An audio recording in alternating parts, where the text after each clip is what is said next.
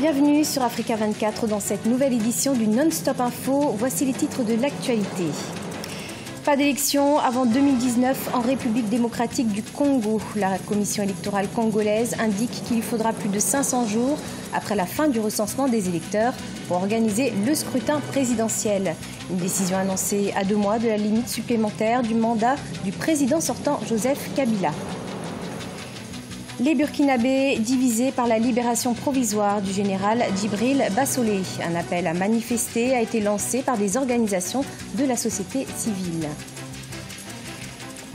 Et au Rwanda, 10 ans après l'introduction du plan directeur de Kigali, l'implémentation reste difficile, mais les autorités rwandaises s'accrochent.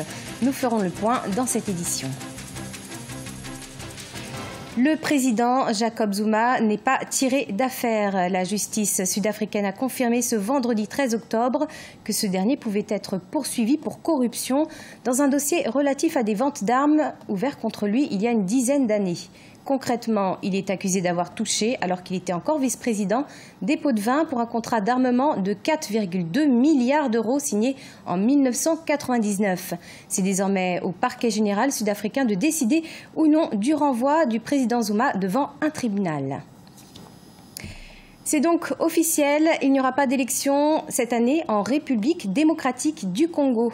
Les Congolais redoutaient depuis des mois l'annonce de cette décision, annoncée mercredi 12 octobre par la commission électorale, alors qu'une présidentielle devait normalement se tenir avant la fin de l'année pour remplacer le président Joseph Kabila, dont le second et dernier mandat a pris fin il y a plus d'1 an. Un sujet signé Ashley Duprat. La CENI a besoin de 504 jours après l'enrôlement pour arriver au jour du scrutin, a fait savoir la commission électorale congolaise indépendante dans un communiqué de presse datant du 10 octobre. Pour le docteur Noël Tchiali, candidat au présidentiel, cette annonce n'est pas vraiment une surprise. La CENI, la commission électorale nationale indépendante, qui est chargée de l'organisation des élections, ne veut pas le faire parce qu'il est inféodé au pouvoir et il multiplie donc des excuses dilatoires pour qu'on puisse prolonger le séjour du président Kabila à la tête du pays. Et on a déjà dépassé donc la date butoir donc, du 19 décembre 2016. On leur a donné une extension pour 2017 en décembre. Ils ne vont pas le faire. Près de 3 semaines après la promesse d'un calendrier électoral par le président Joseph Kabila à l'ONU, cette annonce enterre définitivement l'accord dit de la Saint-Sylvestre du 31 décembre 2016 qui prévoyait des élections présidentielles, législatives et locales fin 2017. Durant ce laps de temps, le président sortant Joseph Kabila pourra se maintenir au pouvoir, bien que la Constitution le lui interdise. D'après les opposants, une transition sans Joseph Kabila représenterait l'unique solution pour sortir de cette crise qui paralyse la nation congolaise. Je pense que c'est la solution. Pourquoi? Parce que le blocage politique actuel est lié à la présence de Joseph Kabila qui ne veut pas quitter le pouvoir. Donc tant qu'il va continuer à être chef de l'État avec toutes ses mains sur les différents leviers du pouvoir, ils vont essayer donc de retarder le processus au maximum. Toutefois, dans un effort d'aller vers une sortie de crise et d'établir le calendrier électoral tant attendu, une réunion tripartite entre le Conseil national de suivi de l'accord de la Saint-Sylvestre, la CENI et le gouvernement a été organisée. Initialement prévue le jeudi 12 octobre, elle se tiendra finalement du 17 au 20 octobre 2017. Et en réaction à ce report, les opposants Moïse Katumbi et Félix Tshisekedi ont appelé à une transition politique sans le président Joseph Kabila à compter de janvier 2018. Et la tension politique est toujours aussi palpable à l'Assemblée nationale où l'opposition menace de déposer une motion de censure contre le Premier ministre Bruno Tshibala. Au Burkina Faso, la liberté provisoire accordée au général Djibril Bassolé ce mardi 10 octobre ne fait pas l'unanimité au sein de la population.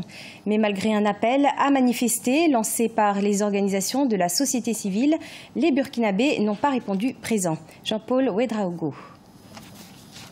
Le mercredi 11 octobre 2017, soit au lendemain de l'annonce de la liberté provisoire accordée au général Djibril Bassolé, la nouvelle avait aussitôt suscité de vives réactions au sein de la population.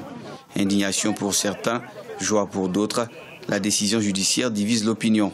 À l'appel d'organisations de la société civile, des manifestants ont pris d'assaut certaines artères de la ville de Ouagadougou pour protester contre la libération provisoire du général. nous pensons, nous, en tant que jeunes Burkinabés, que ce n'est pas banal. Et ceux-là qui peuvent se mobiliser, nous les appelons tous à nous rejoindre pour cette résistance-là. Il y a eu des libérations, il y a eu des interventions, des conférences de presse, il y a eu des coups de gueule, etc., des publications, mais celle-là est obligée de nous déplacer physiquement parce qu'elle est le début de la descente aux enfers. Rappelons que le général Djibril Bassolé, dernier ministre des Affaires étrangères de Blaise Compaoré, avait été inculpé, entre autres, pour trahison, atteinte à la sûreté de l'État, complicité d'assassinat et de blessures volontaires dans la tentative de coup d'État manqué de 2015. Son procès devrait s'ouvrir dans à peine 2 semaines. Pour sa famille politique, cette libération provisoire est salutaire. Le juge, le président de la Chambre de contrôle, a jugé nécessaire d'accorder la liberté provisoire au général Bassolé, parce que ça fait bientôt maintenant 2 ans qu'il est détenu et le dossier est clos d'après ce que la justice militaire a eu à nous donner comme information depuis le mois de février. Dans le cadre de cette affaire, 85 personnes, à l'instar de Djibril Bassolé, avaient été inculpées. Plusieurs d'entre elles avaient bénéficié d'une liberté provisoire. Détenu depuis le 29 septembre 2015, il avait à maintes reprises demandé sa libération provisoire. Au Rwanda, 10 ans après l'introduction du plan directeur de la ville de Kigali, l'implémentation suit son cours. Conçu par des urbanistes singapouriens et introduit en 2007, il prévoit notamment de luxueux édifices ainsi que des espaces verts et un nouveau système de transport. 10 ans après son lancement, où en sont les travaux? La réponse de ce reportage de Fraterne d'Akei Sanga, notre correspondant au Rwanda. Une ville aux tours étincelantes, des passages pour piétons, des espaces verts, des quartiers chics et un système de transport public efficace. Kigali réinventé sera décentralisé avec des villes satellites, des quartiers d'affaires et de loisirs ainsi que des zones dédiées à la conservation de l'environnement. C'est l'image de la capitale rwandaise en 2040 et l'implémentation a déjà commencé. La première phase s'achève à la fin de l'année 2017.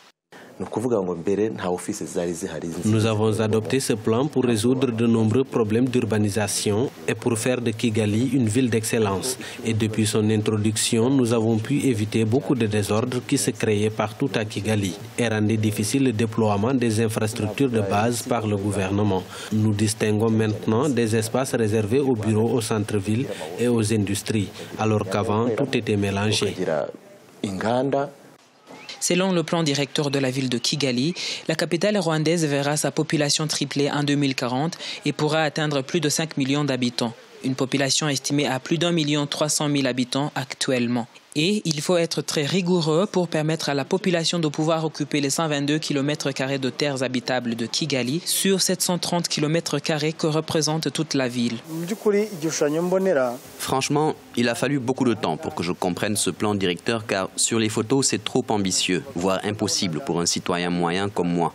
Il se peut que cela soit réalisable, mais il faudra tenir compte du niveau de vie des gens, sinon ça peut être une bonne chose. En conformité avec les normes du plan directeur, quelques édifices commerciaux et des beaux quartiers résidentiels ont été développés à Kigali pendant ces 10 dernières années, mais le plus grand nombre de Kigalois ne peut pas s'offrir ce luxe. La rentrée scolaire retardée par une grève des enseignants en Guinée-Bissau. 10 jours après la date officielle, ces derniers ont lancé un mouvement de protestation pour réclamer le paiement des salaires du mois de septembre selon les syndicats et les autorités bissau-guinéennes. Afin de débusquer les fonctionnaires fictifs, le gouvernement a en effet gelé les salaires de près de 8000 fonctionnaires. Environ 4000 enseignants sont concernés par la mesure. Ce journal a été réalisé par l'ensemble de la rédaction. Merci pour votre fidélité. Retrouvez dans un instant une nouvelle édition de l'information sur Africa 24.